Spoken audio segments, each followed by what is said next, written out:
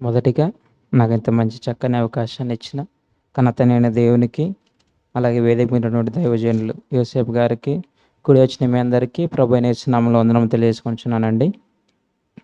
ప్రియమైన దేవుని వర్లారా, ఒక మాటను చూసుకొని ముందుకు వెళ్దామండి. మత్తయి సువార్త 5వ అధ్యాయం. మత్తయి సువార్త 5వ అధ్యాయం మొదటి 2 వచనములు. ఆయన ఆ జనసమూహములను చూచి కొండ ఎక్కి కూర్చుండగా ఆయన శిష్యులు ఆయన యొద్దకు వచ్చిరి. అప్పుడు ఆయన నోరు తెరచి ఇలాగు బోధింపసాగెను. ఆత్మ విషయమై దీనులైన వారు ధన్యులు, పరలోక రాజ్యము వారిది. ఇక్కడ యేసుక్రీస్తు వారు నోరు తెరచి మొట్టమొదటిగా ఏ మాట ప్రవచించాడండి? ఏ మాట వచించాడు? తన నోటి నుండి ఆత్మ విషయమై దీనులైన వారు ధన్యులు. ఆయన నోరు తెరవగానే ఆత్మ గురించి మాట్లాడుతున్నాడు. ఈ భూమి మీదకి 2000 సంవత్సరముల క్రితం వచ్చిన యేసుక్రీస్తు వారు ఆయన ఎందుకు వచ్చాడో, ఆయన ఎటువంటి మాటలు ప్రజలకు తెలియజేయాలో అన్నటువంటి క్రమంలో ఆయన ఆత్మ గురించి ఆయన మాటలు మాట్లాడుతూ ఉన్నాడు. కానీ ఈనాడు క్రైస్తవులుగా ఎంతోమంది ఉన్నారు. మరి వారు మాట్లాడే మాటల్లో ఎటువంటి మాటలు వాళ్ళు వచిస్తూ ఉంటారంటే, చర్చికి వచ్చే వాళ్ళైతే దేవుని గురించి చర్చిలో ఉన్న కాసేపు దేవుని మాటలు వింటూ, నేను మట్టి వంటి వాడను, ధూళి వంటి వాడను, పేడలో పురుగు వంటి వాడను, నేను దీనుడను అని దేవునికి ప్రార్థన చేస్తూ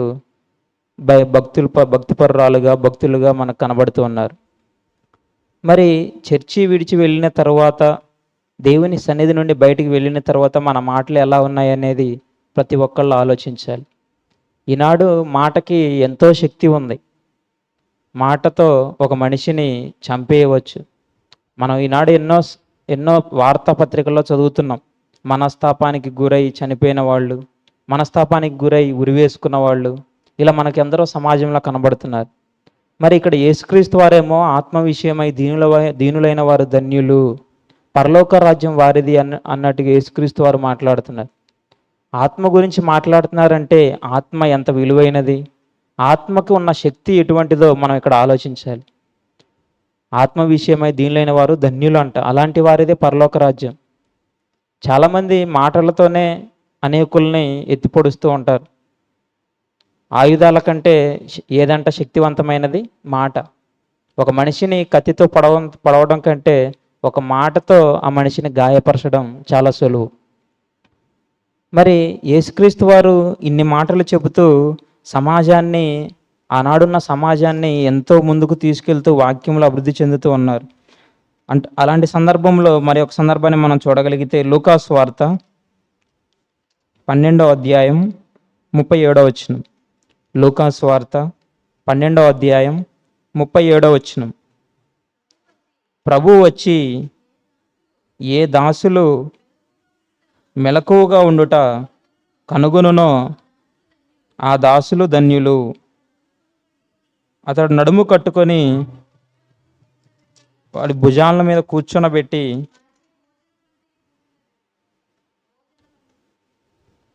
క్షమించండి, ఆ మాట కాదండి, మార్కుసు వార్త 12వ అధ్యాయం 37వ వచనం. మార్కుసు వార్త 12వ అధ్యాయం 37వ వచనం. దావీదు ఆయనను ప్రభువు అని చెప్పుచున్నాడే, ఆయన ఎలాగో అతని కుమారుడగునని అడిగెను. సామాన్య జనులు ఆయన మాటలు సంతోషముతో వినుచుండిరి. ఇక్కడ యేసుక్రీస్తు వారి మాటలు ఎవరు వింటున్నారండి? సామాన్య జనులు. మరి ఈనాడున్న సామాన్య జనులు కానివ్వండి, మన సమాజంలో కనపడే ప్రతి వ్యక్తి కానివ్వండి, మన మాటలను బట్టి మనకు ఆకర్షితులు అవుతున్నారా? వాక్య రూపంగా మనం ఆలోచిస్తే వాక్యాన్ని బట్టి మనం అనేకులను ఆకర్షించాలి. చాలామంది వారి కుయుక్తులను ఉపయోగించి, వారి యొక్క వినయ విధేయతలను ఉపయోగించి, వారి మాటలతో అనేకులను ఆకర్షిస్తూ ఉంటారు. కానీ మనం అనేకుల్ని ఎలా ఆకర్షించాలి? దేవుని వాక్యాన్ని బట్టి అనేకులను ఆకర్షించాలి. ఆనాడు యేసుక్రీస్తు వారు చెబుతున్న మాటలు విని జనసమూహము ఎన్ని దినములు ఆకలి ఆకలి దప్పిక గుర్తుకు రాలేదని మనం చదువుకున్నామండి. 3 దినములు 3 దినములు యేసుక్రీస్తు వారు మాట్లాడుతున్న మాటలను విన్న ఆనాటి సమాజం వారు ఆకలి దప్పిక అనేది లేకుండా అంత శ్రద్ధాశక్తులు కలిగి ఆయన మాటలు విన్నారు. ఆయన మాటలు అంత ఆకర్షితవంతమైనవి. ఆయన అన్ని ఆత్మీయమైన సంగతులు ఆయన చెప్తున్నాడు. కానీ ఈనాడు చెప్పే వాక్యాల్లో అనేకుల బోధకులు వాక్యం ద్వారా ఆకర్షిస్తున్నారా అంటే, విన్న వాక్యానికి బదులు ఆకర్షింపడానికి బదులు ఆవలింపులు వస్తుంటే ఉంటాయి. వాక్యాన్ని విన్నవారు ఆనాడు యేసుక్రీస్తు వారికి ఆకర్షితులయ్యారు వాక్యాన్ని బట్టి. అందుకే వారు 3 దినములు ఆకలి దప్పిక అనేది వారికి అనిపించకుండా ఇక్కడ కూర్చున్న వాళ్ళు అక్కడ సిట్రైట్గా కూర్చొని ఆయన మాటలు విన్నారంటే, ఆయన మాటల్లో ఉన్న ఆ జ్ఞానము, ఆయన మాటల్లో ఉన్న శక్తి ఎటువంటిది ఆలోచించండి. కానీ ఈనాడు మనం మాట్లాడే మాటలు ఒక అరగంట లేదా ఒక గంట మాట్లాడుతున్నామంటే దేవుని గురించి మాట్లాడాలి, దేవునికి మహిమకరంగా మనం మాట్లాడాలి. అటువంటి మాటలు మాట్లాడేవారే అనేకులను ఆత్మలను రక్షించగలవారు అవుతారు. ఇలా ఉన్న సందర్భంలో యేసుక్రీస్తు వారి మాటలు ఎలాంటి వారిని కూడా మార్చేయని మనం చూడగలిగితే, యోహాను సువార్త 7వ అధ్యాయం 45వ వచనం. యోహాను సువార్త 7వ అధ్యాయం 45వ వచనం. ఆ బంట్రోతులు ఆ ప్రధాన యాజకుల యొద్దకును పరిసయ్యుల యొద్దకును వచ్చినప్పుడు వారు, ఎందుకు మీరు ఆయనను తీసుకొని రాలేదని అడుగగా, ఆ బంట్రోతులు, ఆ మనుష్యుడు మాట్లాడినట్లు ఎవడును ఎన్నడును మాట్లాడలేదనిరి. అక్కడ యేసుక్రీస్తు వారి మాటలు విన్న ఆ బంట్రోతులు వారు వచ్చిన పనిని మర్చిపోయి అక్కడ యేసుక్రీస్తు వారి మాటలు వింటూ ఆయన మాటలకు ఆకర్షితులయ్యారు. అటువంటి జ్ఞాన సంగతులు ఆయన అక్కడ వారితో మాట్లాడుతున్నాడు. మామూలుగా మనం చూడగలిగితే ఆ బంట్రోతులు పిలువబడే ఆర్మీ వాళ్ళ మనసు ఎలా ఉండిద్ది అంటే చాలా కఠినమైనదిగా ఉండిద్ది. వాళ్ళు దేనికి వెనకాడరు, చంపడానికి కానీ చావడానికి కానీ వాళ్ళు సిద్ధంగా ఉంటూ ఉంటారు. అటువంటి కఠిన హృదయాలను సైతం యేసుక్రీస్తు వారి మాటలు కట్టి పెట్టేసాయంటే ఆయన ఎటువంటి జ్ఞాన సంగతులు మాట్లాడుతున్నాడో ఆలోచించండి. ఈ భూమి మీద జరిగే అనేక ఉపమానాలనే ఆయన బోధిస్తూ పరలోక రాజ్యపు సంగతుల్ని మనకు వివరించాడు. ఎన్నో ఉపమానాల రూపంలో యేసుక్రీస్తు వారు మనకు వాక్యాన్ని బోధించారు. మరి అటువంటి వాక్యాన్ని కలిగి ఉన్న మనం యేసుక్రీస్తు వారి వలె వాక్యాన్ని ఇతరులకు చెప్పేవారిగా ఉన్నామా? మన మాటలు ఎలా ఉన్నాయో ఆలోచించండి. ఏ నోటితో అయితే దేవుణ్ణి స్తుతిస్తున్నామో అదే నోటితో మనుషుల్ని దూషిస్తున్నామనే మాట కూడా మనకి పౌలు గారు చెప్తున్నారు. దేవుని స్తుతించవలసిన నోరు బయటికి వెళ్ళిన తర్వాత మనుషుల్ని, ఇంకా చెప్పాలంటే వ్యర్థమైన బూతు మాటలు కానివ్వండి, అనేక సరసోక్తులు కానివ్వండి, ఇదే నోటి నుండి వస్తున్నాయి.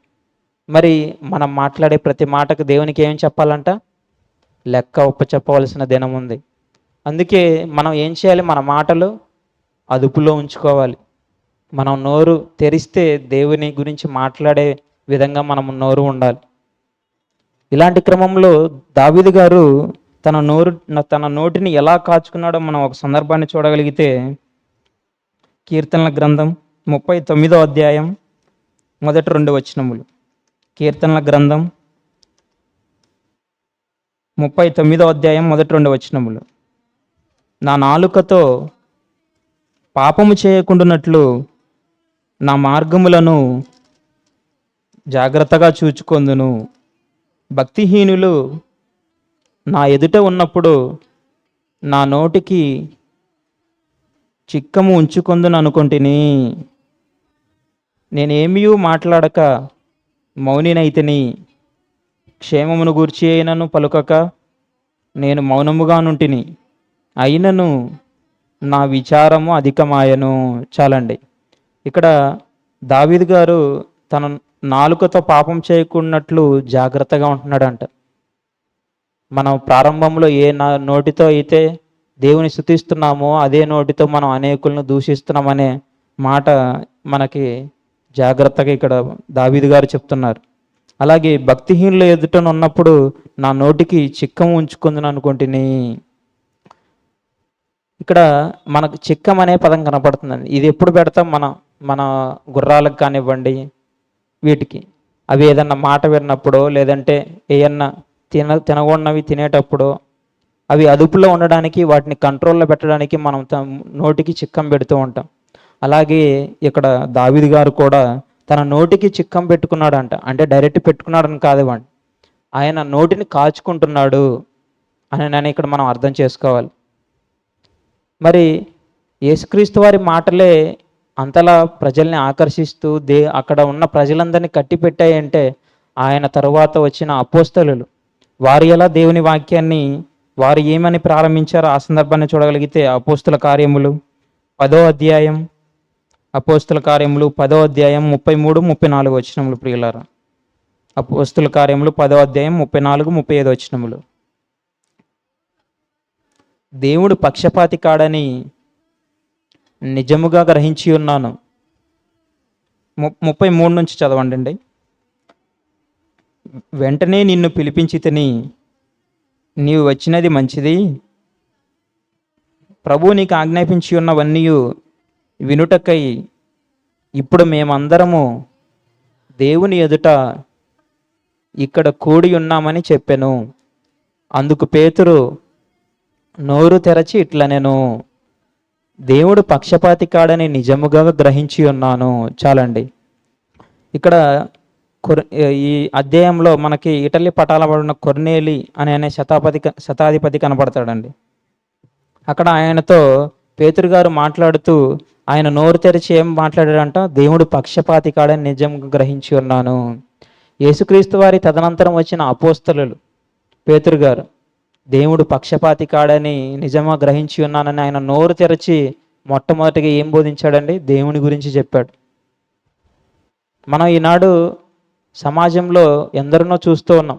వారి నోరులు ఎలా ఉన్నాయి, వారు మాట్లాడే మాటలు ఏంటి అనేది మనం ఆలోచిస్తే, ఉదాహరణకి ఎండాకాలంలో మనకి నీళ్లు కరువైనప్పుడు నీళ్ళ ట్యాంకర్లు వచ్చిన తర్వాత అక్కడ లేడీస్ బిందెలు పట్టుకొని ఉంటూ ఉంటారండి. అందరు లైన్లో పెట్టుకొని ఉంటారు. సడన్గా ఒక స్త్రీ వచ్చి బిందె పెడితే అక్కడ ఆ పరిస్థితి ఏంది? చర్చిలేనేమో నేను పేడలో పురుగుని, ధూళిని, దుమ్ముని అని ప్రార్థన చేస్తారు.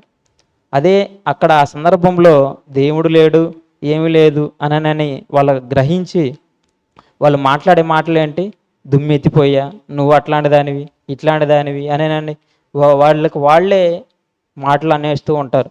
చర్చిలో చూస్తేమో ఏమంత భక్తిపర్రాలు ఎవరు లేరని అనుకుంటూ ఉంటారు. అదే ఒక్కసారి కనుక చర్చి బయటకు వచ్చిన తర్వాత ఆ వ్యక్తి కానీ ఆ స్త్రీ కానీ వారి యొక్క మాటలు మనం వింటే, ఈమె భక్తిపర్రాలని అనుకున్నామయ్యా, ఈయన చూస్తే ఇలా ఉంది అని భక్తిలో ఉన్న వాళ్ళు కూడా వెనకబడిపోయే అవకాశం ఉంది. మన మాటలు ఎదుటివారి భక్తిని ఇంకా వారు దేవునిలో ఉండే విధంగా ఉండాలి తప్ప మన మాటలు వారిని కృంగదీసే విధంగా ఉండకూడదు. ఎప్పుడైనా ఒక వ్యక్తి వాక్యంలో కానీ లేదంటే తమ సమస్యలలో కానీ ఇబ్బంది పడుతూ కృంగిపోతూ ఉంటే మనం వాక్యం ద్వారా వారిని లేవనెత్తాలి. మనకు కాకపోతే ఎవరి కొత్త శ్రమలు, మనం దేవుని కోసం పుట్టిన వారం దేవుని పని చేసుకుంటూ వెళ్తూ ఉంటాం అని మనం వారికి మంచి మాటలు చెప్పి వారిని దేవునిలో ఇంకొంచెం పురికొల్పాలి. అలా కాకుండా కొంతమంది ఏం చేస్తూ ఉంటారు, కృంగిపోయిన వారిని ఇంకా కొన్ని మాటలని వాళ్ళని కృంగదీస్తూ ఉంటారు. అటువంటి టైంలో నువ్వే వారి ఆత్మకు నిత్య నరకానికి తీసుకువెళ్ళే బాధ్యురాలు అవుతావు. మరి అటువంటి మాటలు పలకకుండా ఇటువంటి యేసుక్రీస్తు వారి వలె, అపోస్తుల వలె, దావీదు గారి వలె మనందరం మన మాటలను అదుపులో ఉంచుకోవాలి. ఎవరైతే తమ మాటలను అదుపులో ఉంచుకొని దేవుని వాక్యాన్నే ప్రకటిస్తూ దేవుని గురించి మాట్లాడుతూ ఉంటారో అటువంటి వారు భక్తిపరులుగా మనకి కనబడతారు. ఇలా ఎందరో ప్రారంభ శతాబ్దంలో కానివ్వండి, పాత నిబంధనలు కానివ్వండి, ఎందరో ప్రవక్తలు ఎందరో మనకు బైబిల్లో కనబడుతున్నారు. అటువంటి వారిని మనం మాదిరిగా తీసుకోవాలి.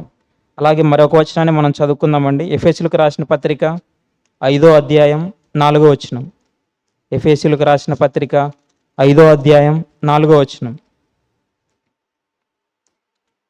కృతజ్ఞతావచనమే మీరు ఉచ్చరింపవలెను, కానీ మీరు బూతులైనను, పోకిరి మాటలైనను, సరసోక్తులైనను, ఉచ్చరింపకూడదు, ఇవి మీకు తగవు. ఇక్కడ అపోస్తలుడైన పౌలు గారు కూడా మన నోట వెంట ఏమి రావాలని చెప్తున్నాడండి? కృతజ్ఞతావచనమే, మంచి మాటలే మన నోటి నుంచి రావాలి. ఎటువంటివి రాకూడదని చెప్తున్నాడు? బూతులైనా, పోకిరి మాటలైనా, సరసోక్తులైనా మనం ఉచ్చరింపకూడదు. అవి మనకేంటి అంట? అవి మనకు తగవు. అటువంటి మాటలు మనం మన నోటితో మాట్లాడకూడదు. అవి మనకు సంబంధించినవి కావు. అవి దుష్టుడివి, అవి అపవాది సంబంధులు మాట్లాడేవి.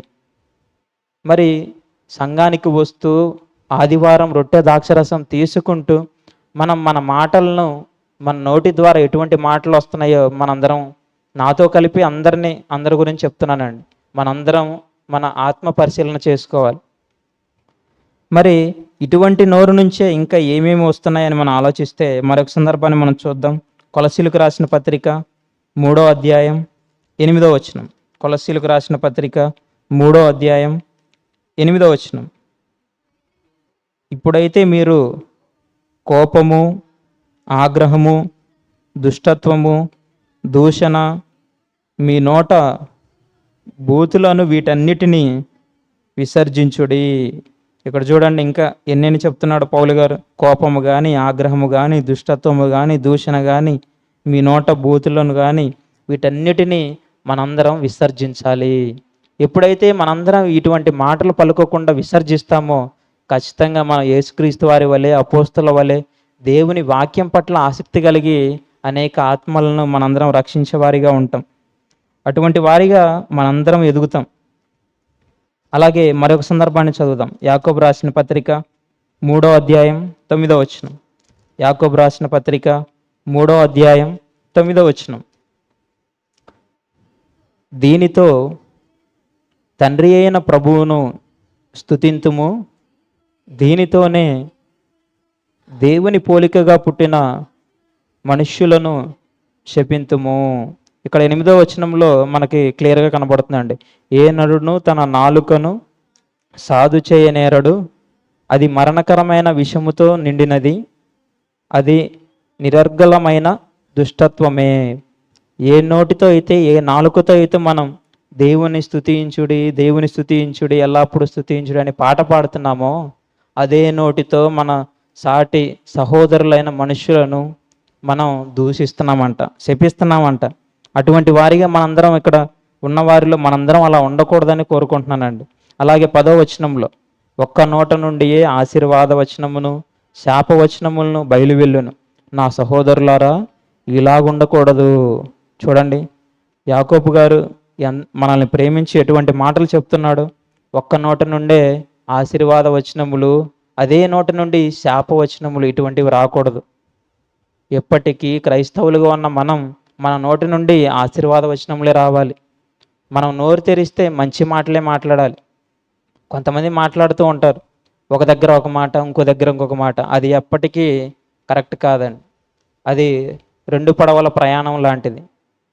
ఇదే సందర్భంలో చేదు నీరు నుండి నీటి బుగ్గ ఊరున అనే పౌలు గారు కూడా మాట్లాడుతూ ఉంటారు. మంచినీటి నుండి మంచినీరే ఉంటుంది కాబట్టి, మంచినీరు నుంచి మంచినీరే ఉంటుంది, చేదు నీటి నుండి నీటి బుగ్గ రాదండి. అలానే మనం మాట్లాడే మాటలు కూడా ఎప్పుడు మంచి పాజిటివ్ మైండ్తోనే ఆలోచిస్తూ పాజిటివ్ మాటలే మాట్లాడాలి, మంచి మాటలే మాట్లాడాలి.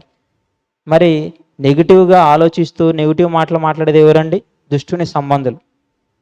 మరి ఇక్కడున్న మనందరం ఎవరి సంబంధులం? దేవుని సంబంధులం, దేవుని పిల్లలం. కాబట్టి ఇకనైనా మనందరం మన నోటిని అదుపులో ఉంచుకొని దేవుని ద్వారా బల నమ్మకమైన మంచి దాసుడా అనే సర్టిఫికేట్ మనందరం పొందాలి. అటువంటి సర్టిఫికేట్ పొందాలంటే మనందరం మాటలు ఎలా ఉండాలి? నోటిని అదుపులో ఉంచుకోవాలి. మన నోటితో దేవుని మాటలు చెప్పే విధంగా, దేవుణ్ణి కీర్తించే విధంగా మనందరి నోళ్ళు మనం దేవుని పనిలో వాడాలి. దేవుడిచ్చిన అవయవాలు దేవుని పని కోసం మనందరం వాడాలని కోరుకుంటూ, నన్ను నేను హెచ్చరించుకుంటూ మిమ్మల్ని హెచ్చరిస్తూ ఈ నా మాటలు ముగిస్తున్నానండి. కళ్ళు మూసుకొని ప్రార్థన చేసుకుందాం. మమ్మల్ని మిక్కిలిగా ప్రేమించిన మా ప్రియ పరలోక తండ్రి, మీ కొందరముల తండ్రి, నేటికి మమ్మల్ని అందరినీ సజీవ లెక్కలో ఉంచి మాకు ఇంత మంచి చక్కని అవకాశాన్ని ఇచ్చారు. అందుని బట్టి కృతజ్ఞతలు. విన్న మాటలు మేమందరం మర్చిపోకుండా మా హృదయంలో భద్రపరుచుకొని వాటి ప్రకారం బ్రతుకుతూ అనేకులకు చెప్పే భాగ్యాన్ని దయచేయండి. ఇక్కడ కూడి వచ్చిన ప్రతి బిడ్డను మీ మాటలు విన్నారు తండ్రి. మేమందరము ఇలా అనుదినం కూడుకునే భాగ్యాన్ని తెచ్చేయండి. ఇంకా ఎందరైతే మీ సత్యవాక్యానికి దూరంగా ఉన్నారో వాళ్ళందరినీ చేరువ చేసే భాగ్యాన్ని తెచ్చేయండి. నాకు ఇంత మంచి చక్కని అవకాశాన్ని ఇచ్చారు, అందుని బట్టి కృతజ్ఞతలు. ఎటువంటి లోటుపాట్లున్నా దయచేసి క్షమించగలరని కోరుకుంటున్నాను తండ్రి. నాకు ఇంత మంచి చక్కని అవకాశాన్ని ఇచ్చారు, అందుని బట్టి కృతజ్ఞతలు తెలియజేస్తూ ఈ ప్రార్థన యేసుక్రీస్తు వారి నామమున అడిగి వేడుకొనుచున్నాము పరమ తండ్రి. ఆమేన్. అందరికీ వందనాలండి.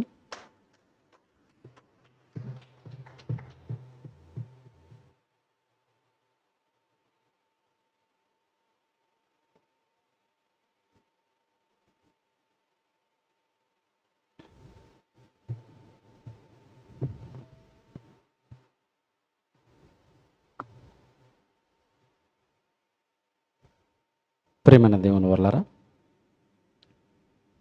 అందరూ తలలో ఉంచి కళ్ళు మూసుకున్నట్లయితే ప్రార్థన చేసుకుందాం. మహాగణుడు, మహోన్నతుడు, సర్వాధికారి అయినటువంటి మా ప్రియ పరలోకపు తండ్రి, మీకు కృతజ్ఞతలు, స్తుతులు, స్తోత్రములు. చేరి వచ్చిన మీ పిల్లలమైన మమ్మల్ని అందరినీ జ్ఞాపకం చేసుకుని మా ఆత్మీయ జీవితానికి అవసరమైనటువంటి మాటలు తండ్రి ఇప్పటి వరకు మీ కుమారుని ద్వారా, రమేష్ ద్వారా మాకు వినిపించారు. ఇంకా భవిష్యత్తులో మీ కుమారుడు ఉన్నతంగా మీ పరిచర్యలో వాడబడినట్లు, మీ మాటలు ప్రకటించినట్లు తగు జ్ఞానాన్ని, జ్ఞాపక శక్తిని ప్రసాదించండి. మరి ఈ సమయంలో తండ్రి మరికొన్ని మాటలు మేము వినబోచుండగా మా ఆత్మలకు అవసరమైన మాటలు మీ జీవగ్రంథంలో నుంచి మేము చదువుకొని అనుసరించినట్లు సహాయము చేయమని క్రీస్తు నామాని ప్రార్థన అడుగుచున్నాము తండ్రి. ఆమేన్. చేరి వచ్చినటువంటి దేవుని ప్రజలైన మీ అందరికీ మన ప్రభువును రక్షకుడైనటువంటి యేసుక్రీస్తు వారి నామంలో శుభములు, వందనాలు.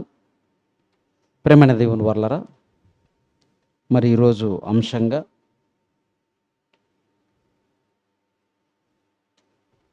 డిప్లొమా ఇన్ బైబిల్ థియాలజీ నుండి దైవోగ్రతకు పాత్రులెవరు, దైవోగ్రతకు పాత్రులెవరు. ప్రేమైన దేవుని వల్లరా, దైవం అంటే దేవుడు, ఉగ్రత అంటే కోపం. ఉగ్రత అనేది కోపం వచ్చినప్పుడు చేసే పని. అయితే దేవుడు అనగానే మనిషికి ఉన్నటువంటి ఆలోచన ఏంటని మనం ఆలోచిస్తే, దేవుడంటే అన్నీ ఇచ్చేవాడు, భక్తుడంటే అడిగి పొందుకునేవాడు. అక్కడ వరకే సమాజం ఆలోచించింది.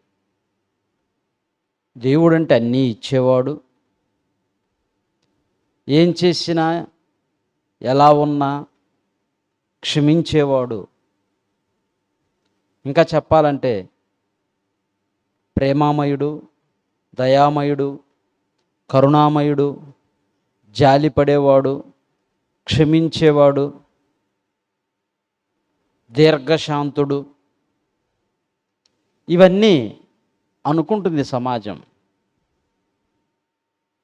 మంచిదే, ఇవన్నీ కూడా కరెక్టే. కానీ ఒక నాణ్యానికి బొమ్మ బొరుసు ఉన్నట్లుగా దేవుని యొక్క ఒక కోణాన్నే ఈ సమాజం చూసింది, రెండవ కోణంలో ఆలోచించలేదు.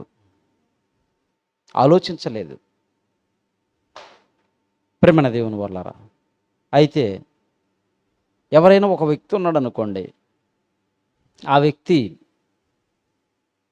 మనం ఏమన్నా, ఏం చేసినా, కొట్టినా, తిట్టినా పట్టించుకోకుండా, కోపపడకుండా, సైలెంట్గా ఉంటూ దీర్ఘశాంతంతో సహిస్తూ ఉన్నాడు అనుకోండి, అతన్ని ఏమంటారు?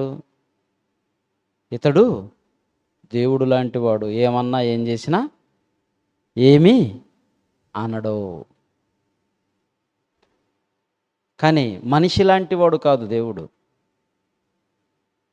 దేవుని మనసు, ఆయన యొక్క ఉద్దేశం, ఆయన యొక్క ఆలోచన చాలా డిఫరెంట్గా ఉంటుంది, చాలా ఆలోచనాత్మకంగా ఉంటుంది. ప్రేమణ దేవుని వల్ల దేవుని వాక్యములో ఉన్న సంగతులను సరిగ్గా చదవకపోవటం వల్లనే మనిషి దేవుణ్ణి అర్థం చేసుకోలేకపోయాడు. దేవుడు ఎలా ఉంటాడు, ఆయన యొక్క ఉద్దేశాలు ఎలా ఉంటాయి, ఆయన యొక్క నిర్ణయాలు ఎలా ఉంటాయి అనేది మనిషి తెలుసుకోలేనివాడిగానే మిగిలిపోయాడు. ప్రేమణ దేవుని వాళ్ళరా, దేవుని వాక్యంలో నుంచి కొన్ని సంగతులను మనం చూసినట్లయితే, కొరింథీయులకు రాసిన మొదటి పత్రిక 15వ అధ్యాయం 34వ వచనం. కొరింథీయులకు రాసినటువంటి మొదటి పత్రిక అపోస్తలుడైన పౌలు గారు కొరింథీలో ఉన్న దేవుని సంఘానికి రాసినటువంటి మొదటి పత్రిక 15వ అధ్యాయం 34వ వచనం. నీతి ప్రవర్తన గలవారై మేల్కొని పాపము చేయకండి, దేవుని గూర్చిన జ్ఞానము కొందరికి లేదు. ఇక్కడ ఏంటంటే దేవుని గురించిన జ్ఞానము కొందరికి లేదు. దేవుడు ప్రేమామయుడు, దయామయుడు, కరుణామయుడు, దీర్ఘశాంతము గలవాడు, ఇవే చూస్తున్నారు. కానీ దేవునికి మరోవైపు ఉందని, అది ఉగ్రతకు సంబంధించినదని, కోపపడతాడని, ఆయనలో ఆవేశం ఉందని సమాజం తెలుసుకోలేకపోతుంది. ఆయనలో మరి కోపం ఉందా, ఆవేశం ఉందా, ఉగ్రత కురిపిస్తాడా అని అంటే బైబిల్లో నుంచే మనం చూసినట్లయితే కీర్తనల గ్రంథం చూడండి. కీర్తనల గ్రంథం 89వ అధ్యాయం 7వ వచనం. కీర్తనల గ్రంథం 89వ అధ్యాయం 7వ వచనం. పరిశుద్ధుల దూతల సభలో మిక్కిలి భీకరుండు, తన చుట్టూ ఉన్నవారందరికంటే భయంకరుడు. దేవుడు ఏందంట, పరిశుద్ధుల దూతల సభలో ఆయన మిక్కిలి భీకరుండు, బేభత్స్వాన్ని సృష్టిస్తాడు. ఆయన మహా ఉగ్రుడు, కోపపడు దేవుడు. మరొక సందర్భాన్ని చూద్దాం. అదే కీర్తనల గ్రంథం 7వ అధ్యాయం 11వ వచనం. అదే కీర్తనల గ్రంథం 7వ అధ్యాయం 11వ వచనం.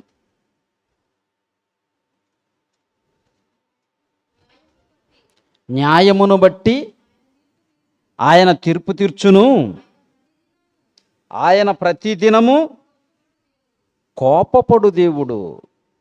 దేవుడు ఏందంట, కోపపడే దేవుడు.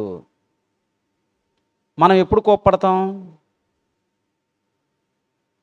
మనం ఎప్పుడు కోప్పడతాం? పదే పదే కోప్పడుతున్నాం అనుకో, ఏం వస్తుంది మనకి? బీపీ ఎంతమందికి ఉందేడా? ఎవరికి లేదా? ఒకళ్ళు చేయెత్తారు. బీపీ నాకు కూడా ఉంది, నమ్ముతారా? మీకు కూడా ఉంది, అందరికీ ఉంటుంది. బీపీ లేని మనిషి లేరు. బీపీ అంటే ఏంటంటే బ్లడ్ ప్రెషర్, రక్త ప్రసన్నత. ఎవరికి లేదు? బీపీ లేదనుకో బ్రతుకుతారా? చిన్న బతకరు. అయితే కొందరికి అది కంట్రోల్లో ఉంటుంది, కొందరికి కంట్రోల్ తప్పుతుంది. ఉండవలసిన దానికంటే ఎక్కువ ఉంటుంది. టెన్షన్స్ వల్ల, ఒత్తిడి వల్ల, సమస్యల వల్ల, తీసుకునే ఆహారపు అలవాట్ల వల్ల అది బ్యాలెన్స్ తప్పుతుంది. ఎంత ఉండాలా షుగరు, బీపీ ఒక మనిషికి? అమ్మా 80 నుంచి 120 వరకు. బీపీ, హై బీపీ అయితే మందులు ఉన్నాయి, లో బీపీ అయితే మందులు లేవు. సెలైన్ పెట్టి డాక్టర్ ఎదురు చూడటం ఉంటామే అంతే. బీపీ తగ్గించుకునేదానికి మందులు ఉండవు కానీ పెంచుకునేదానికి లేదు. దేవుడికి కోపం అంట. ప్రతిదినము కోపపడు దేవుడు. మనము కోపపడతాం. ఎప్పుడు కోపపడతాం? మన పిల్లలు మన మాట విన్నప్పుడు, చేయకుండా పని చేసినప్పుడు, తప్పు చేసినప్పుడు కోపపడతాం. అందుకే మనం ఫస్ట్ చదివిన రెఫరెన్స్లు ఏమన్నాడు? మీరు పాపము చేయకండి. పాపం చేస్తే ఏమవుతుంది? దేవునికి కోపం వస్తుంది. మన పిల్లలు మనం చెప్పినట్లుగా చెప్పిన పని సక్రమంగా చేశారనుకోండి, మనకి ఆనందం, సంతోషం, వాళ్ళని చూసి పొంగిపోతూ ఉంటాం. బయటికి చెప్పలేకపోయినా చూసి ఆనందిస్తూ ఉంటాం, లోపల సంతోషిస్తూ ఉంటాం. ఎప్పుడు మనకు కోపం వస్తుంది అంటే మనం చెప్పిన మాట వినకుండా, చెప్పింది చెప్పినట్టు చేయకుండా, అది తప్పుగా చేసినప్పుడు, మనకు తెలియకుండా ఏదన్నా రాంగ్గా చేసినప్పుడు అప్పుడు కోపపడతాం. దేవుడు కూడా ఎప్పుడు కోపపడతాడయ్య అంటే ఆయన మాట వినకుండా, ఆయన ఆజ్ఞను అనుసరించకుండా మన ఇష్టానుసారముగా జీవించినప్పుడు దేవునికి కోపం వస్తుంది. మరొక సందర్భాన్ని చూద్దాం. కీర్తనల గ్రంథం 14వ అధ్యాయం 2-3 వచనాలు. కీర్తనల గ్రంథం 14వ అధ్యాయం 2-3 వచనాలు. వివేకము కలిగి దేవుణ్ణి వెతుకులాడువారు కలరేమో అని యెహోవా ఆకాశము నుండి చూచి నరులను పరిశీలిస్తున్నాడు. దేవుణ్ణి ఎతికేవారు ఎవరున్నారు? బంగారాన్ని ఎతికేవాళ్ళు ఉన్నారు, మంచి భోజనాన్ని ఎతికేవాళ్ళు ఉన్నారు, మంచి చెప్పులు వెతుక్కునే వాళ్ళు ఉన్నారు, మంచి ఇల్లు వెతుక్కునే వాళ్ళు ఉన్నారు. ఒక ఇంట్లో రెంట్కి చేరాలంటే వెతుక్కుంటాం లేదా? ఆ చుట్టుపక్కల ప్రాంతంలో ఎలాంటి వాళ్ళు ఉన్నారో చూసుకుంటాం. అక్కడ వాటర్ కరెక్ట్గా ఉన్నాయో లేవో చూసుకుంటాం. అక్కడ కిచెను, బెడ్రూము, బాత్రూమ్ అన్నీ నీట్గా ఉన్నాయో లేవో చూసుకుంటాం, వెతుక్కుంటాం. అలాంటి దొరికేంతవరకు తిరుగుతాం. మరి ఇక్కడ దేవుణ్ణి వెతికేవారు ఎవరు ఉన్నారు? అవి సరిగ్గా ఉన్నా లేకపోయినా ఏదో చెట్టు కింద జీవితాన్ని గడిపి వెళ్ళబుచ్చుకున్న వాళ్ళు కూడా ఉన్నారు. మరి దేవుణ్ణి వెతుకులాడేవారు చాలా తక్కువ ఉన్నారు. మరొక మాట చూడండి, అదే కీర్తనల గ్రంథం 53వ అధ్యాయం 2-3 వచనాలు. కీర్తనల గ్రంథం 53వ అధ్యాయం 2-3 వచనాలు. వివేకము కలిగి దేవునిని ఎతుకువారు కలరేమో అని దేవుడు ఆకాశము నుండి చూచి, అక్కడ చదివిన మాటే సేమ్ ఇక్కడ మరలా రాయించాడు. దేవుణ్ణి ఎందుకు ఎతుకుతున్నారు మనుషులు? ఆయన నుంచి ఏదో దొరుకుతుంది. దేవుడు అంటే అన్నీ ఇచ్చేవాడే, మన నుంచి ఏమి ఆశించేవాడు కాదు, మనల్ని ఏది కోరుకునేవాడు కాదు అని సమాజం అనుకుంటుంది.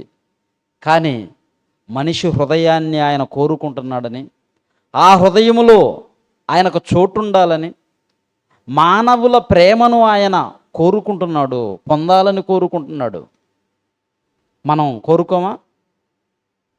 మనుషుల ప్రేమను మనం కోరుకుంటాం. నన్ను ప్రేమించేవారు ఎక్కువ ఉండాలి, నేనంటే గౌరవించేవారు ఎక్కువ ఉండాలి. మనల్ని ప్రేమించేవారు, మనల్ని గౌరవించేవారు మనకు కనబడినప్పుడు, మనతో కలిసినప్పుడు మన హావభావాలు ఎలా ఉంటాయి? చాలా సంతోషంగా ఉంటాయి, ఆనందంగా ఉంటాయి.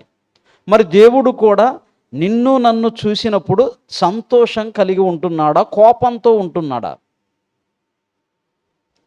దేవుడు మనల్ని చూసినప్పుడు సంతోషంతో, ఆనందంతో పొంగిపోతున్నాడా? లేకుంటే ఈమె చెప్పేది ఒకటి, చేసేది ఒకటి, నేను చెప్పిన మాటలు వినదు అని చెప్పి కోపంతో ఉన్నాడా? మన పిల్లలు మాట విన్నప్పుడు వాళ్ళని చూస్తే మన కోపం వస్తుంది. సరిగ్గా పలకరించవు, అవసరమైతే ఒక దెబ్బ కొడతావు, దండిస్తాం, 2 మాటలైనా అని కంట్రోల్ పెట్టుకోవాలనుకుంటాం. మరి దేవుడు కూడా ఆయన డైరెక్ట్గా మనతో మాట్లాడితే మనం తట్టుకోలేం కనుక తన గ్రంథాన్ని ఇచ్చి ఇలా ఉండండి అని చెప్పాడు. అలా ఉండకుండా దారి తప్పినప్పుడు ఎన్నో తెగుళ్లను పంపించి నాశనం చేస్తూ ఉన్నాడు. ఒక ఆయన కోర్టులో కేసేసాడంట. ఎవరి మీద? దేవుని మీద. ఏమని కేసేసాడు? దేవుడు తుఫాన్లు రప్పించి, భూకంపాలు రప్పించి ప్రజలందరినీ చంపుతున్నాడు, నాశనం చేస్తున్నాడు, కనుక ఆయన్ని తీసుకొచ్చి అర్జెంటుగా లోపలేయండి, ఆయన్ని బంధించండి అని చెప్పి కేసు పెట్టాడు. తెలుసా మీకు? అతి తెలివి, దురద లక్షణం అంటారు, మూర్ఖుడు. అప్పుడు కోర్టు ఏమని చెప్పిందంటే, అయ్యా ఆయన బయోడేటా ఇవ్వు, ఆయన ఎక్కడ ఉంటాడు, ఆయన డోర్ నెంబర్ ఎంత, ఆయన వీధి నెంబర్ ఎంత, ఏ గ్రామంలో ఉంటాడు, ఏ జిల్లాలో ఉంటాడు, ఏ దేశంలో ఉంటాడు, ఆయన అడ్రస్ ఇవ్వు. ఎవరు తిత్తారు? నీదిత్తే నువ్వు ఊరుకుంటావా? నాదిత్తే నేను ఊరుకుంటానా? మనమేం చేస్తాం? మనం తుఫాను రప్పించలేము, తుఫాన్ని ఆపలేము. రప్పించేవాడు, ఆపేవాడు ఆయన. ఒక పెను తుఫాను ప్రారంభమైందనుకోండి, అది ఏ ప్రాంతంలో తీరానికి చేరుతుందో ఆ ప్రాంతం అంతా కూడా బలికాక తప్పదు. గాలులు, విపరీతమైన గాలులు వస్తాయి, విపరీతమైనటువంటి వర్షాలు పడతాయి, వరదలు వస్తాయి, నష్టం కలుగుతుంది. ఆస్తి నష్టం కలగవచ్చు, ప్రాణ నష్టం కలగవచ్చు. మొన్న విజయవాడలో వచ్చింది, ఎంతోమంది గల్లంతైపోయారు, చనిపోయారు, అడ్రస్ లేరు, అసలు భూమి మీద ఉన్నారో లేరు కూడా తెలియదు. ఆ వరదల్లో కొట్టుకొని వెళ్ళిపోయారు. అదేంటిది? దేవుని ఉగ్రత. దేవుని ఉగ్రత. 2 ఫ్లోర్లు బిల్డింగులు, 3 ఫ్లోర్ల బిల్డింగులే మునిగిపోయాయంటే ఆలోచించండి పరిస్థితి ఎంత తీవ్రంగా ఉందో. పరిస్థితి ఎంత తీవ్రంగా ఉందో. కానీ మనుషులు మారారా? అసలు వచ్చింది ఎందుకు? మీరు మారండ్రా అని చెప్పి పంపించాడు. మీరు మార్చుకోండి, నా వైపు తిరగండి అని అంటే మనిషి దేవుని వైపు తిరగటం లేదు, దేని వైపో తిరుగుతున్నాడు, వ్యర్థమైన వాటి చుట్టూ తిరుగుతూ ఉన్నాడు. ప్రేమణ దేవుని వల్లారా, మరొక సందర్భాన్ని చూద్దాం. చూడండి, ఎఫెసీయులకు రాసిన పత్రిక 2వ అధ్యాయం 3వ వచనం. ఎఫెసీయులకు రాసిన పత్రిక 2వ అధ్యాయం 3వ వచనం.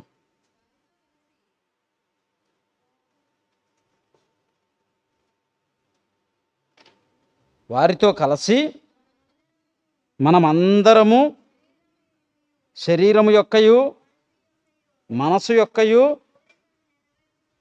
కోరికలు నెరవేర్చుకొనుచు మన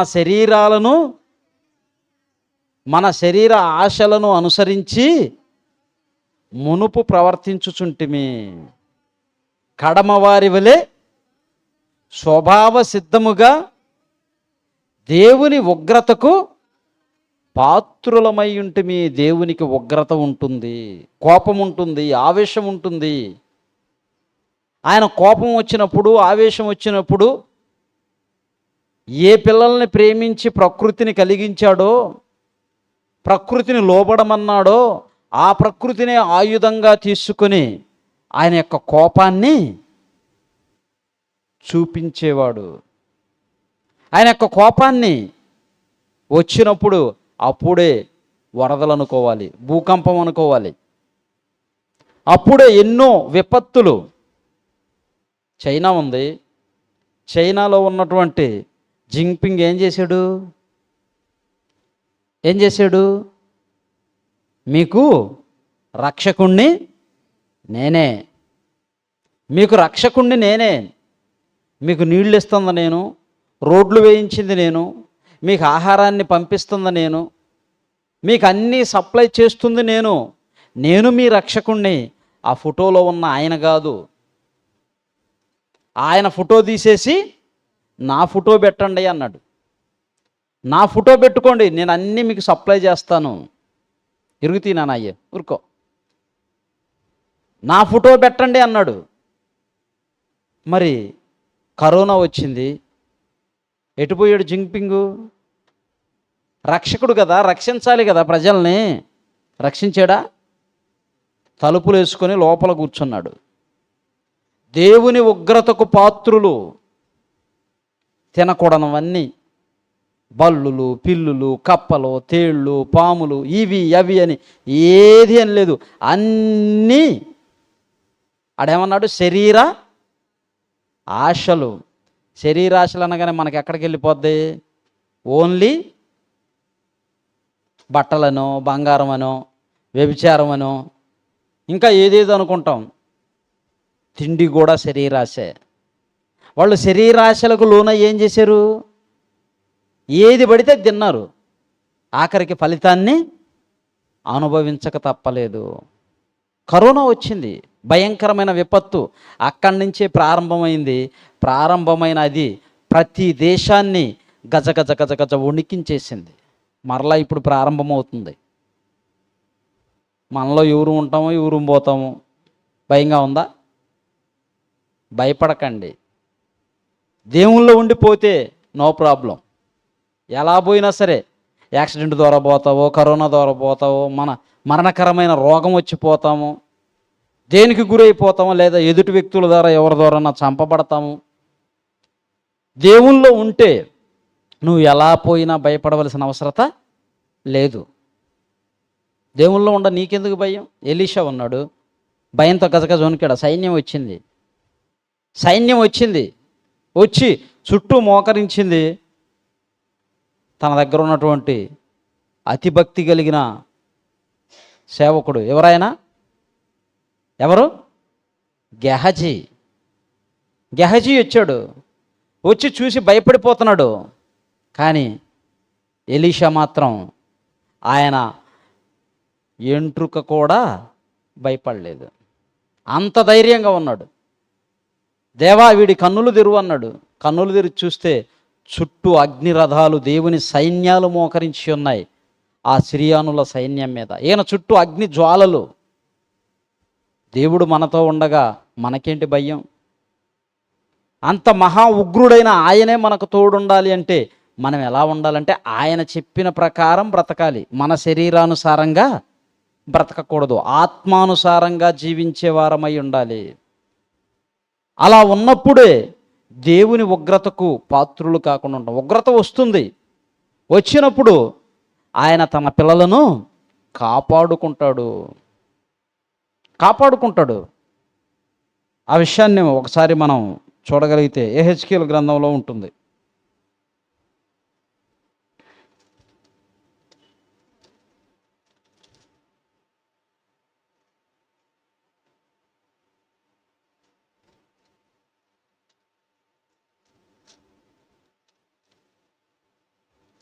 యెహెజ్కేలు గ్రంథం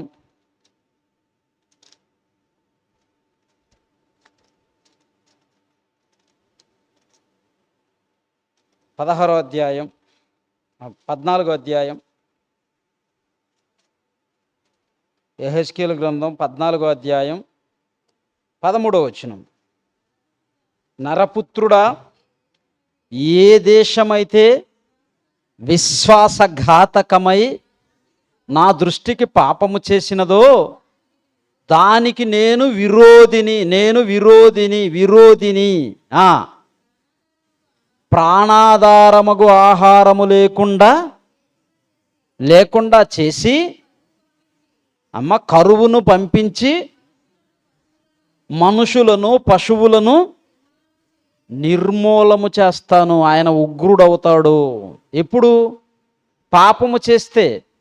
అది దేశమైనా, దేశంలో ఉన్న ప్రజలైనా, నువ్వైనా, నేనైనా పాపం చేసినప్పుడు ఆ పాపం వలన ఆయనకు విపరీతమైన కోపం వస్తుంది. ఆ కోపంలో బలైపోక తప్పదు. అలాంటి దేశంలో కింద చెప్తున్నాడు, నోవాహు, దానియేలును, యోబును, ఈ ముగ్గురు ఇలాంటి వారు ఆ దేశంలో ఉన్నా వారు తమ నీతి చేత తమ్మును మాత్రమే రక్షించుకొందురు. మనలను రక్షించుకోగలిగిన ఫెసిలిటీ దేవుడు మనకిస్తాడు. దేవుడు మనకిస్తాడు. షడ్రక్ మిషక్ అబేద్నెగోవులు, మా దేవుడు గొప్పవాడు, మమ్మల్ని రక్షించటానికి సమర్థుడు, నువ్వేం చేసినా అన్నా, నువ్వేమైనా చేసుకో, మేము భయపడం, మేము జడియం, మేము పిరికివారం కాదు, దేవుణ్ణి కలిగిన దేవుని పిల్లలం అని ధైర్యంగా ఉన్నారు. దేవుడు కాపాడుటకు సమర్థుడు అన్నాడు. ఒకవేళ ఆయన కాపాడలేదా, మేము చనిపోవటానికైనా సిద్ధమే, కానీ నీ యొక్క ఆజ్ఞకు లోబడం, నా దేవునికి వ్యతిరేకమైన దానికి నేను లోబడను. ఎలా వచ్చిందండి వాళ్ళకి అంత గట్స్, అంత ధైర్యం? అంత ధైర్యంగా ఎలా ఉన్నారంటే గుండెల నిండా దేవుణ్ణి నింపుకొని ఉన్నారు. గుండెల నిండా దేవుణ్ణి కలిగి ఉన్నారు. నువ్వు గుండెల నిండా దేవుణ్ణి కలిగి ఉంటే ధైర్యంగా ఉంటావు, భయపడవు, జడివు. ఫెను తుఫాను రాని, కరోనా రాని, కరోనాని మించినది ఇంకేదైనా రాని, కరువు వచ్చినా, ఖడ్గం వచ్చినా, ఉపద్రవం వచ్చినా నువ్వు దేనికి భయపడవు. దేవుని ఉగ్రతకు ఎంతోమంది పాత్రులైపోతున్నారు. ఎందుకు? పాపం, విపరీతమైన పాపం. మనిషికి పాపం ఏమైందంట? వాడుక అయిందంట. దొంగతనం చేసేవాడు అవకాశం ఉన్న రోజే దొంగతనం చేస్తాడు. మర్డర్ చేసేవాడు ఏదో ప్లాన్ గీసుకొని ఒకరోజు మర్డర్ చేస్తాడు. కానీ ప్రతిరోజు మాట ద్వారా, చూపు ద్వారా, క్రియల ద్వారా, తలంపుల ద్వారా, ఆలోచనల ద్వారా ఎన్ని పాపాలకు మనము బానిసలవుతున్నాం. ఆ పాపాలన్నిటి వలన దేవునికి ఏమవుతుంది అంటే విపరీతమైన కోపం వస్తుంది. మరొక సందర్భాన్ని చూడండి. రోమాపత్రిక 9వ అధ్యాయం 22వ వచనం. రోమాపత్రిక 9వ అధ్యాయం 22వ వచనం.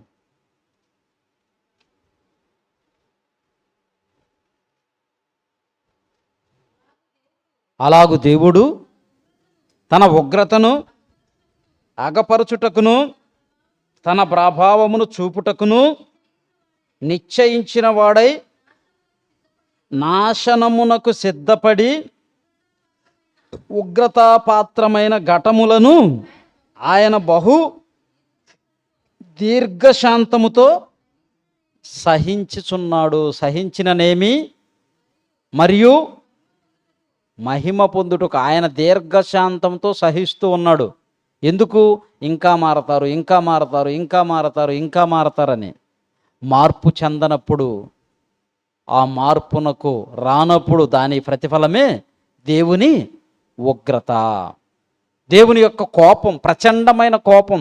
ఆ కోపంలో మనం ఎవరం బలి కాకుండా ఉండాలి అంటే మనం ఏం చేయకుండా ఉండాలి? ఏం చేయకుండా ఉండాలి? పాపం చేయకుండా ఉండాలి. దేవుని ఆజ్ఞకు లోబడి, దేవుణ్ణి గౌరవిస్తూ, ప్రేమిస్తూ, ఆయన మాటకు లోబడి జీవించాలి. అప్పుడు దేవుని ఉగ్రతలకు పాత్రులము కాకుండా కాపాడబడతాం. ఎందుకు? నోవాహు, యోబు అలాంటి వాళ్ళు ఎందుకు కాపాడబడ్డారయ్యా అంటే వాళ్ళు దేవునికి ఇష్టలుగా ఉన్నారు, దేవుని ఇష్టానుసారమైన జీవితాన్ని కలిగి ఉన్నారు. అందుకే అలాంటి వాళ్ళు విపత్తుల్లో ఉన్నా, ఎక్కడున్నా వారు తమ్మును తాము రక్షించుకుంటారు. మరొక మాట చూద్దాం. ఫిలిప్పీలకు రాసిన పత్రిక 3వ అధ్యాయం 19వ వచనం. ఫిలిప్పీలకు రాసిన పత్రిక 3వ అధ్యాయం 19వ వచనం. నాశనమే వారి అంతము. ఇప్పుడు మనిషికి దేవుడు ఎక్కడో లేడంట. ఎక్కడున్నాడంట? నీ కడుపే నీ దేవుడు అంట. అమ్మో, దేవుణ్ణన్నా పట్టించుకోమేమో కానీ దీన్ని మాత్రం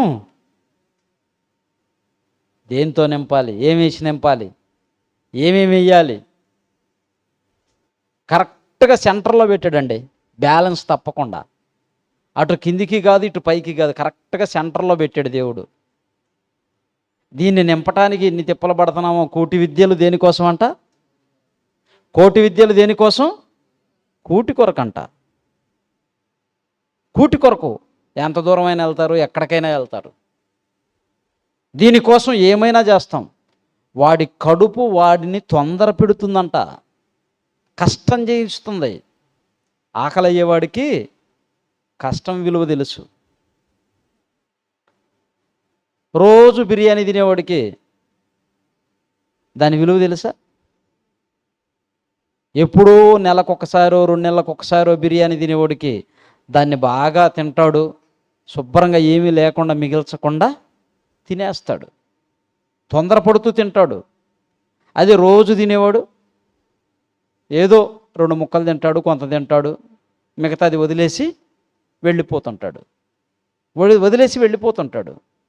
ఇప్పుడు దేవుడు అంటున్నాడు, వాక్యం అంటుంది, వారి కడుపే వారి దేవుడు. మొన్న పాట విన్నాం కదా భోజనం గురించి. తిండిబోతులు, తాగుబోతులు, నిద్రమత్తు గలవారు చింపిరి గుడ్డలు ధరించుటకు కారణమవుతారు. చింపిరి గుడ్డలు ధరించుకున్నటకు కారణమవుతారు. వాక్యం సెలవిస్తూ ఉంది. మన కడుపు ఆరోగ్యంగా ఉండాలి, అనారోగ్యంతో ఉండకూడదు. సర్వరోగాలు ఎక్కడి నుంచి ప్రారంభమవుతాయో తెలుసా? ఇక్కడి నుంచే, దీనిలోకి ఇచ్చే దానిలో నుంచే ప్రారంభమవుతాయి. దేవుడు వేరు, కడుపు వేరు. దేవుడు గొప్పవాడు, కడుపుని చేసినవాడు, దాన్ని నింపుతున్నవాడు. ఇప్పటి వరకు మీరు ఎన్ని లారీల బియ్యం తిని ఉంటారు? మనం ఇప్పటి వరకు ఎన్ని లారీల బియ్యం తిని ఉంటాం? ఎన్ని కోళ్ళు తిని ఉంటాం, ఎన్ని మేకలు తిని ఉంటాం, ఎన్ని కూరగాయలు తిని ఉంటాం, ఎన్ని బస్తాల కందిపప్పు తిని ఉంటాం? కొంచెమన్నా జాలి, దయ, కనికరం ఉందా దీనికి? లేదు. ఉదయం వేసామనుకో లోపలికి, మధ్యాహ్నానికి ఖాళీ. మధ్యాహ్నం వేసామనుకో సాయంత్రానికి ఖాళీ. మరలా రాత్రికి వేసామనుకో ఉదయానికి ఖాళీ. మహాసముద్రాలైనా మట్టితోనో కొండలతోనో పూడ్చొచ్చంట, కానీ దీన్ని మాత్రం పూడ్చలేమంట. నువ్వు ఎంత పూడ్చినా మరలా మరుసటి రోజు ఖాళీ. రాని రాని రాని రాని రాని అంటుంటుంది. కానీ కానీ కానీ అని తొందర పెడతా ఉంటుంది. అందుకే మనం ఉదయం వండుకున్నదే తింటానే, లేదా మధ్యాహ్నం వండుకున్నది తింటానే మరలా సాయంత్రానికి మాట్లాడుకుంటూ ఉంటారు భార్యాభర్తలు. సాయంత్రం ఏం చేసుకుందాం, ఏం వండుకుందాం, ఏం తిందాం, ఏం చేస్తావు నువ్వు అని మాట్లాడుకుంటూ ఉంటారు. అంటే తినటం అనేది ఖచ్చితంగా 3 పూట్ల తినాలి. 5 పూటలు తినేవాళ్ళు లేరా? ఉన్నారు. 5 పూటలు తినేవాళ్ళు ఉన్నారు, 3 పూటలు తినేవాళ్ళు ఉన్నారు, 1 పూట తినేవాళ్ళు కూడా ఉన్నారు. అసలు తినకుండా ఉండేవాళ్ళు కొందరు ఉన్నారు. అన్నం జోలికి వెళ్లకుండా ఏయో ఆకులు అలమలు తింటూ ఉండేవాళ్ళు కూడా ఉన్నారు. కొంతమందికి అన్నమే తెలియదు తెలుసా? కొన్ని దేశాల్లో అసలు అన్నమే ఉండదు, వైట్ రైస్ మనం తినే అన్నం. కానీ వాళ్ళు బ్రతకటం లేదా? బ్రతుకుతున్నారు. మనిషి దేనికి అలవాటు పడితే అదే శరీరాన్ని అబ్జార్షన్ చేసుకొని నీకు జీవనాన్ని ఇస్తుంది. ప్రేమణ దేవుని వల్లరా, వారి కడుపే వారి దేవుడు. మరొక మాట చూద్దాం. ప్రకటన గ్రంథం 6వ అధ్యాయం 15వ వచనం. అరగంటలో ముగించాలనుకున్నా, అరగంట అయిపోయింది. ప్రకటన గ్రంథం 6వ అధ్యాయం 15వ వచనం. భూరాజులను, గనులను, సహస్రాధిపతులను, ధనికులను, బలిష్ఠులను, ప్రతి దాసుడును, ప్రతి స్వతంత్రుడును, కొండ గృహలలోనూ బండల సందులలోనూ దాగుకొని సింహాసనాసీనుడయ్యున్న వాని యొక్కయు గొర్రెపిల్ల యొక్కయు ఉగ్రత మహాదినము వచ్చెను. ఒక ఉగ్రత మహాదినము రాబోతుంది. దేవుని కుమారుడైన యేసుక్రీస్తు వారు ఈ లోకానికి రాబోతున్నాడు. అప్పుడు నువ్వు కొండ సందుల్లో, బండ సందుల్లో ఎక్కడ దాక్కున్నా ఆ ఉగ్రతకు బలి కాకుండా తప్పించుకోలేరు. ఇప్పుడే బ్రతికుండగానే మన శరీర సంబంధమైనటువంటి కార్యక్రమాలను విడిచిపెట్టి ఆత్మ సంబంధమైన మనస్సు కలిగి దేవుని కుమారుడైన యేసుక్రీస్తునందు నిత్య జీవం ఉన్నదని ఎరిగి ఆయనలో మన జీవితాన్ని కట్టుకోగలిగితే మనం రక్షింపబడతాం. ఉగ్రతకు పాత్రులము కాకుండా తప్పించుకుంటాం. అందుకే అంటున్నాడు యోహాను సువార్త 3వ అధ్యాయం 36వ వచనం. యోహాను సువార్త 3వ అధ్యాయం 36వ వచనం.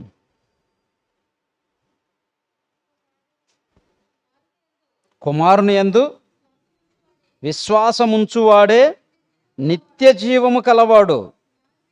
కుమారునికి విధేయుడు కానివాడు జీవమును చూడడు గాని దేవుని ఉగ్రత వాని మీదకు నిలిచియుండును. నువ్వు దేవుని ఉగ్రతకు పాత్రుడవు కాకుండా ఉండాలి, పాత్రురాలివి కాకుండా రక్షింపబడాలి అంటే నువ్వెవరి యందు ఉండాలంట?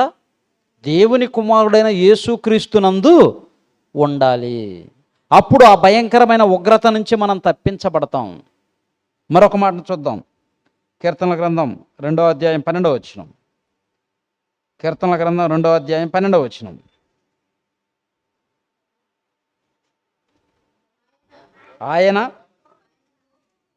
ఆయన కోపము త్వరగా రగులుకొనును, కుమారుణ్ణి ముద్దు పెట్టుకొనుడి, లేని ఎడల ఆయన కోపించును.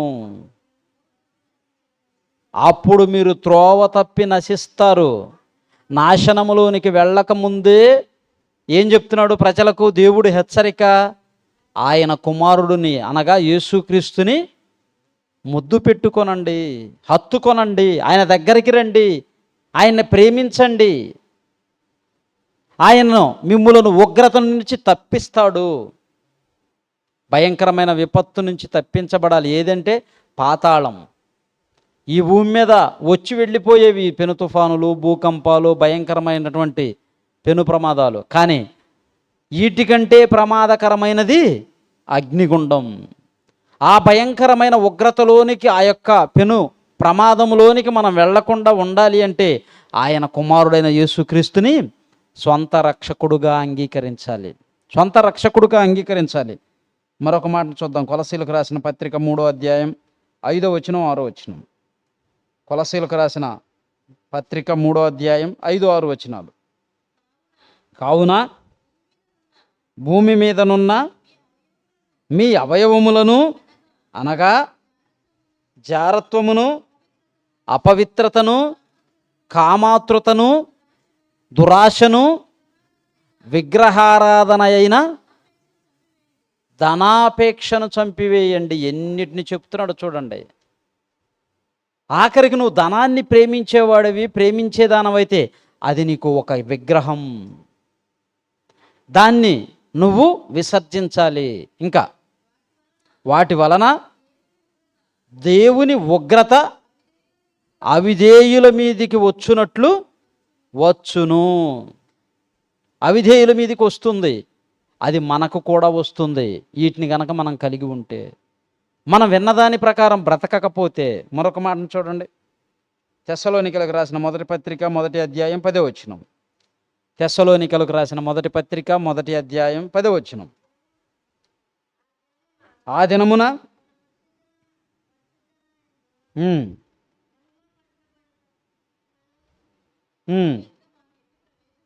5వ అధ్యాయం 9వ వచనం చూడండి.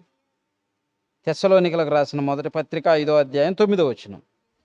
ఎందుకనగా మన ప్రభువైన యేసుక్రీస్తు ద్వారా రక్షణ పొందుటకే దేవుడు మనలను నియమించెను గాని ఉగ్రతకు పాత్రులగుటకు నియమింపలేదు. మనం యేసుక్రీస్తు ద్వారా ఉగ్రతకు నుండి తప్పించబట్టానికి, ఉగ్రత నుంచి విడిపించబట్టానికి, ఆ భయంకరమైన పెను ప్రమాదం ఏంటిది అంటే అగ్నిగుండం. అది దేవుని ప్రచండమైన అగ్ని. దానిలో నుంచి తప్పించబడాలి అనే యేసుక్రీస్తు ద్వారా మనలకు ఈ మార్గాన్ని ఏర్పరిచాడు. ప్రేమన దేవుని వల్ల ఈ మార్గాన్ని విడిచిపెట్టకూడదు. యేసుని విడిచిపెట్టావా నీకు నిత్య జీవం లేదు, పరలోకం వెళ్ళే అర్హత లేదు. ఎందుకంటే పాపము చేసి పాప జీవితంగా మార్చుకొని మలినమైపోయిన మన బ్రతుకులను ఆయన పరిశుద్ధపరిచి ఆయన రక్తములో కడిగి పరిశుద్ధులుగా, పవిత్రులుగా దేవుని సన్నిధిలో నిలవబెట్టాడు. నిలవబెట్టడానికే ఆయన వచ్చాడు. మరొక మాటను చూసి ముగించుకో. ఇర్మియా గ్రంథం 23వ అధ్యాయం 19వ వచనం. ఇర్మియా గ్రంథం 23వ అధ్యాయం 19వ వచనం.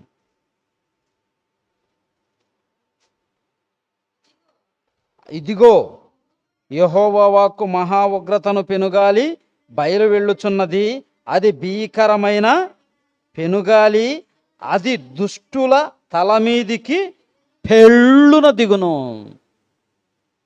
నాశనానికి పాత్రులము కాకుండా తప్పించబడాలి అంటే మనకు మార్గం, ఏకైక మార్గం, ఒకే ఒక్క మార్గం, అది క్రీస్తు మార్గం. ఆయన యొక్క బోధన ప్రకారం, ఆయన యొక్క మాటల ప్రకారం మనం జీవించినట్లయితే భయంకరమైనటువంటి ఆ మహా పెను ప్రమాదం నుంచి, ఉగ్రత నుంచి, అగ్నిగుండం నుంచి తప్పించబడి నిత్య జీవంలోనికి వెళతాం. పెను ప్రమాదాలు వస్తున్నాయి, తుఫాన్లు వస్తున్నాయి, భూకంపాలు వస్తున్నాయి, కరువులు వస్తున్నాయి, కాటకాలు వస్తున్నాయి అంటే కారణం దేవుడు కోపంగా ఉన్నాడని. అస్సలు వర్షం రాలేదనుకోండి, అప్పుడు దేవుడు కోపంగా ఉన్నాడు, కరువు వచ్చింది వర్షం కావలసినంత పడకుండా అధికంగా పడి పంటలన్నింటినీ కొట్టుకొని పోతుంది అనుకో, ఇళ్ళు, కార్లు, బళ్ళు, మనుషులను కొట్టుకొని పోతుంది అనుకో, అది కూడా దేవుని ఉగ్రతే, కోపమే. కనుక దేవుని ఉగ్రతకు పాత్రులము కాకుండా మనం ఉండాలంటే యేసుక్రీస్తునందు ఉన్నవారమై మన జీవితాన్ని పరిశుద్ధంగా, పవిత్రంగా కాపాడుకుంటే, ఈ శరీరాన్ని జయించి శరీర సంబంధమైన కోరికలకు బానిసం కాకుండా నమ్మకంగా దేవుని కోసం బ్రతికిన వారమైతే మనకి నిత్యజీవం ఉంటుంది. ఆ ఉగ్రత నుంచి తప్పించబడతాం. కళ్ళు మూసుకోండి, ప్రార్థన చేసుకుందాం.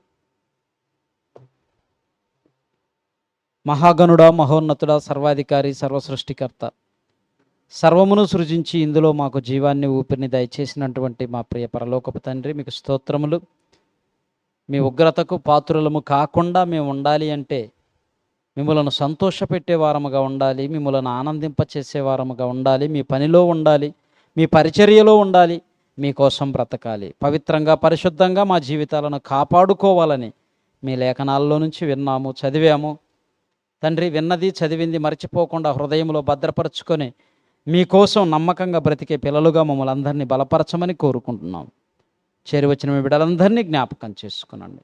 వీరందరి కుటుంబాలలో శాంతి, నెమ్మది, సమాధానము, ఐక్యత, ప్రేమను మీరు నింపండి. ఇంకా రావలసిన వారు తండ్రి చాలామంది ఉన్నారు. వారు కూడా వీలు కలిగి తండ్రి మీ యందు భయభక్తులు కలిగి మీ సన్నిధికి వచ్చి మీ మాటలు వినులాగిన సహాయం చేయండి. సంఘ పరిచర్యను దీవించండి. సంఘంలో జరుగుతున్న ప్రతి కార్యక్రమాన్ని తండ్రి మీ నామ మహిమార్థమై జరిగించమని చేరి వచ్చిన బిడ్డలందరినీ బట్టి కృతజ్ఞతలు చెల్లిస్తూ తిరిగి వెళ్ళుచుండగా ప్రయాణంలో తోడుగా ఉండి బిడ్డలను క్షేమముగా వారి ప్రాంతాలకు చేర్చమని కోరుకుంటూ మా ప్రభువును రక్షకుడైన యేసుక్రీస్తు వారి నామములో ఈ ప్రార్థన మనవులు అడిగి వేడుకొనుచున్నాము తండ్రి, ఆమెన్. సర్వసృష్టికి కారణభూతుడైనటువంటి కన్న తండ్రి ప్రేమయు, మనందరి ఆత్మలకు రక్షకుడైనటువంటి యేసుక్రీస్తు వారి కృపయు, పరిశుద్ధాత్మని యొక్క అన్యోన్య సహవాసం, సన్నిధి సదాకాలం మనందరికీ తోడయుండి నడిపించునుగాక. ఆమెన్. అందరికీ వందనాలు.